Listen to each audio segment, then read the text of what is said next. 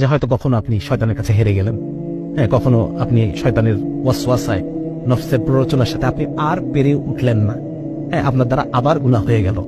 এরকম হবে, এরকম হতে পারে, কিন্তু আশা হারানো যাবে না, ঠিক আছে না? আমরা এটা গত আমাদের পডকাস্টে আলোচনা করেছি যে আল্লাহর রহমত থেকে নিরাশ হওয়া, এটা আমাদের আলেমরা বলেন এটা কুফর। আল্লাহর রহমত থেকে নিরাশ হওয়া কুফর। সুতরাং আমরা কখনোই আল্লাহর রহমত থেকে নিরাশ, আমরা রাসূল সাল্লাল্লাহু আলাইহি ওয়াসাল্লামের সেই হাদিসে বিশ্বাস করি, বান্দা যদি এক আকাশ পরিমাণ গুনাহ নিয়ে আমার সামনে আসে, আল্লাহ রাব্বুল আলামিন তার চাইতেও বেশি রহমত নিয়ে বান্দার সাথে সাক্ষাৎ করবেন। সুবহানাল্লাহ।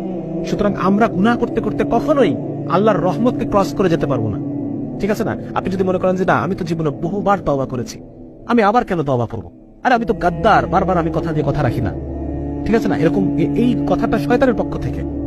আপনি বারবার আল্লাহর কাছে ওয়াদা করবেন, আল্লাহ তাআলা এগুলোতে মাইন্ড, এমন না যে আল্লাহ তাআলা মাইন্ড করবেন, এরকম না। বরং ব্যাপারটা এরকম যে আমি বারবার আল্লাহর কাছে তওবা করব, এবং আমার শাইখ বলেন যে তওবার অভ্যাস তৈরি করা। তওবার অভ্যাস একদম অন্তর থেকে পরিপূর্ণ তওবা, খালেস। এমন না যে আমি তওবা করলাম কিন্তু মনের মধ্যে আছে যে আমি আবার গুনাহ করব, না। বরং প্রতিবার এক কঠিন তওবা আমার অন্তর মধ্যে থেকে আসবে, তাহলে পরে আল্লাহ রাব্বুল আলামিন আমাকে প্রতিবারই মাফ করবেন।